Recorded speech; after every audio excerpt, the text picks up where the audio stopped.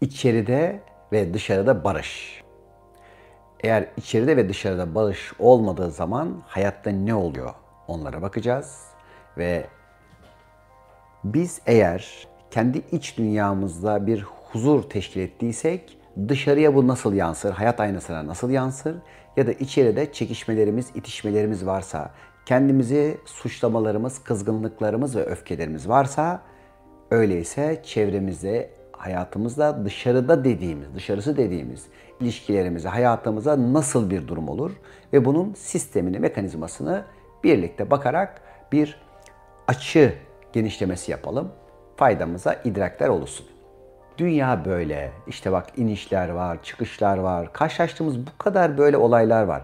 Bunlar nasıl değişir? Hani bunları soruyorsunuz ya.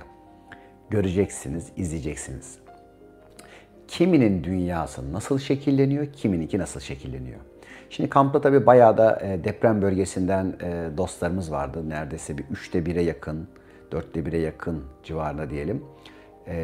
Dostumuz deprem bölgelerinden gelmişti. Çok güzel haller paylaştılar. Onlara vaktiyle bazı şeyler anlatmışım, bazı şeyler söylemişim. Ve onların bu kadar hızlı olmasının bir taraftan da şahidi olarak anlatmışlardı. Şimdi yine diyorum, arkadaşlar hız gittikçe artıyor ve artacak. Yani böyle hani kafanızı arkaya çevirip de geçmişe, eskiye bakacak zaman kalmayacak güzelliklere doğru gidiyoruz. Bakın bunların hepsi aslında bizim faydamıza, hayrımıza. Yeter ki biz o faydayı alan olalım. Yok eğer direnirsek de ne diyoruz? O şey doğal olarak tabii ki e, arkaya dönüp bakan bir anda nerede olduğunu bilemiyor. Yanlış sollama yapmış oluyor. Ya da işte hayatına, canına bir kazayda mal olabiliyor. Peki, yurtta sulh, cihanda sulh demiş değil mi Mustafa Kemal Atatürk? Ne kadar önemli. Bizim bir misak-ı milli haritamız var. Yani bir sınırımız var. Ve burayı korumak üzere bayağı bir çaba sarf edilmiş ki Hatay bunlardan bir tanesi. Onun için o bölge dahil oradaki her bir vatandaşımıza, insanımıza, toprağımıza sahip çıkabilmek, destek verebilmek çok önemli. Yani her şey belki ondan bundan değil, ben, sen, biz ne yapabiliriz diye hazır olmak önemli ve projeler üretmemiz çok önemli. Ne dedik? Balık tutup vermek kolay. Yani ama ona balık tutmayı öğretmek çok daha önemli. Onun için de dedik ki gelin arkadaşlar projeler üretelim. Bitki tohumculuğu, hayvan tohumculuğu, işte kümes hayvanları ayrı, bilmem ne ayrı ki zaten biz bunlara başladık.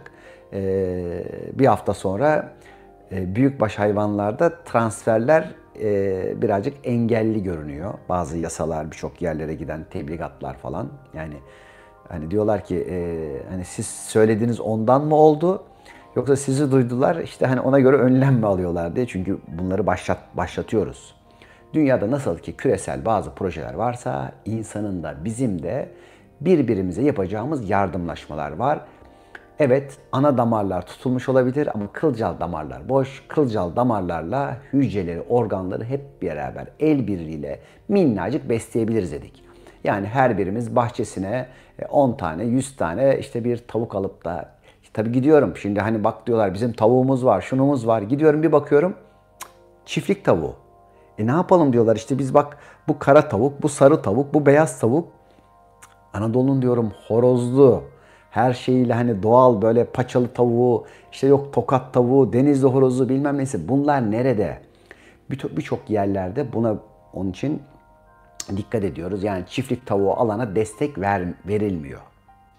Ya da o alanda işte bak biz şöyle bir GDO'lu tohum ekeceğiz, bilmem ne yapacağız. Bu dedi. Önemli olan zaten bunun bilgisini almak.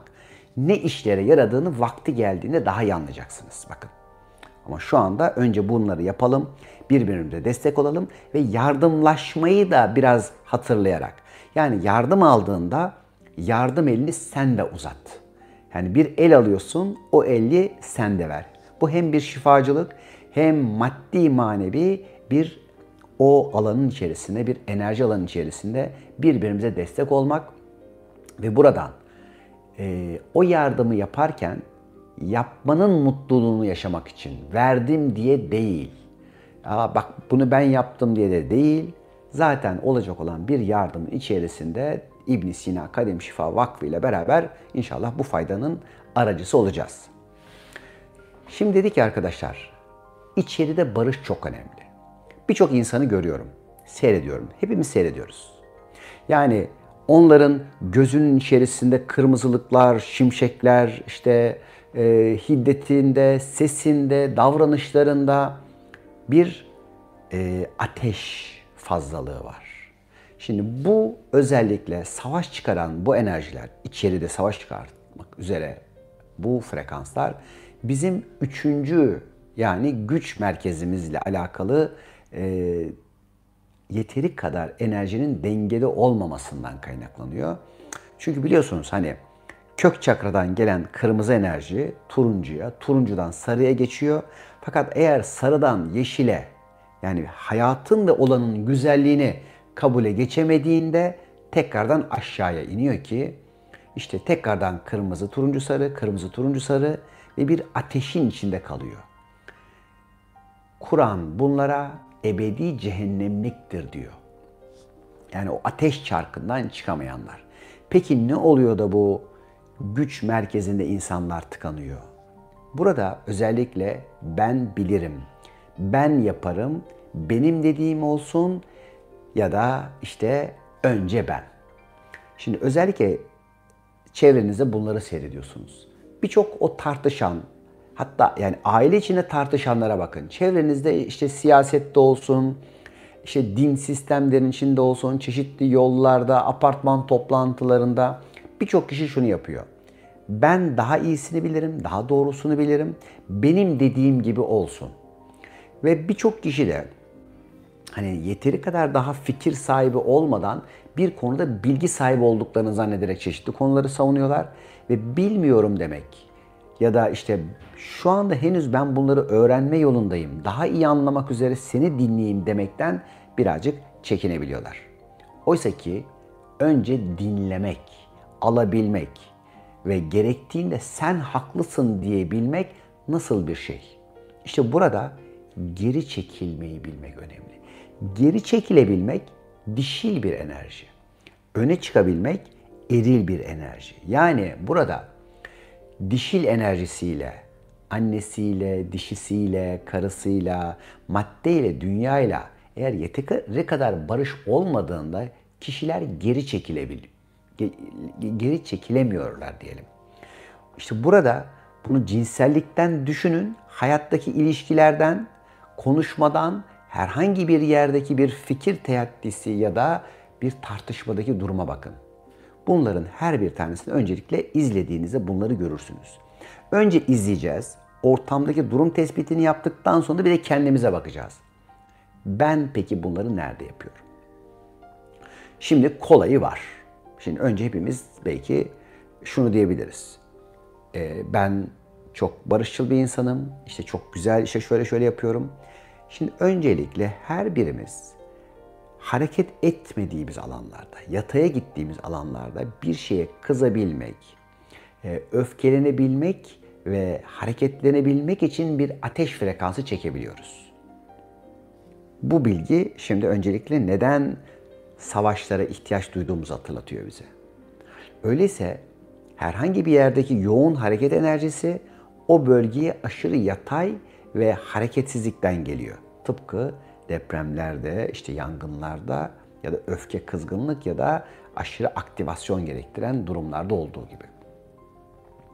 Şimdi öncelikle Ukrayna'ya bakmıştık. Ukrayna'da hatırlarsanız insanların ne kadar yatay belli alanlarda hani böyle gevşediğini, sanki dünya umurlarına değil.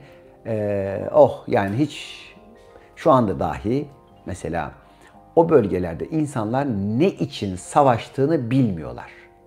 Ne için, kimin için ve sonucunda ne olacak? Ne olursa ne olacağının bir toplamı yapılmadan binlerce insan orada ölüyor, mahsur kalıyor, çeşitli zorluklar yaşıyor. Yani önüne şöyle bir defteri kalem açıp da evet şöyle olduğunda ne olur, böyle yaptığında ne olur? Biz niye savaşıyoruz? Kimle savaşıyoruz? Rakibimiz kim? Düşman dediğiniz kim?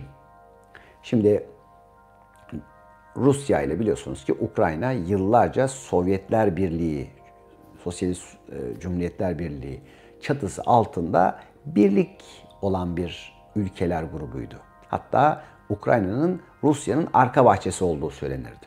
Tabii ki bağımsızlıklar önemli, insanlığın seçme hakkı önemli. Bunlar ayrı konular. Ama bir baktık ki aynı dil, aynı din, aynı coğrafyanın neredeyse kız alıp kız vermiş müthiş bir birlikteki ülkeler bir anda savaşmaya başladılar. Ve buradan neredeyse dünya savaşlarının çıkabileceği çeşitli kıvılcımlara da bazı hamlelerin geldiğini, ortamlar hazırlandığını görüyoruz. Şimdi öncelikle frekans sistemi nasıl işliyor? Kapıyı çalıyor. Daha büyüteyim mi? Anladın mı, anlamadın mı? Bakın her an bu kadar yazılıyor. Sen kendi ülkene, kendi coğrafyana, kendi evinin, kendi mahallenin içerisine daha büyük kargaşa istiyor musun? Hatta kendi ülkenin içerisinde bunları istiyor musun, bunlara talip misin ya da değil misin? İşte dışarıda bunların olabilmesi öncelikle her birimizin kendi içimizde barış yapması ya da kendimizle barışamamasıyla alakalı. Biz kendimizle nasıl savaşırız, nasıl barışırız? Özellikle arkadaşlar, geçmişle ilgili kendini suçlayanlar. Suçlamak varsa yargılamak var. Yani siz eğer herhangi bir yargının içindeyseniz, yargı ne demekti? Senin bir konuda kendi realiten ölçüsünde bir yorumla hüküm vermen. Oysa ki sen ne kadar ne biliyorsun ki ey insan, ey şu andaki realiten, bununla ilgili bir hüküm veriyorsun. Tabii ki kendi realitenle ilgili her türlü durum için tespitler yapabilirsin. Bu da çok önemli. Akledebilmek için kendi realitenle o anki bir durumun tespiti senin aslında bir şekilde de düzeyini gösterir.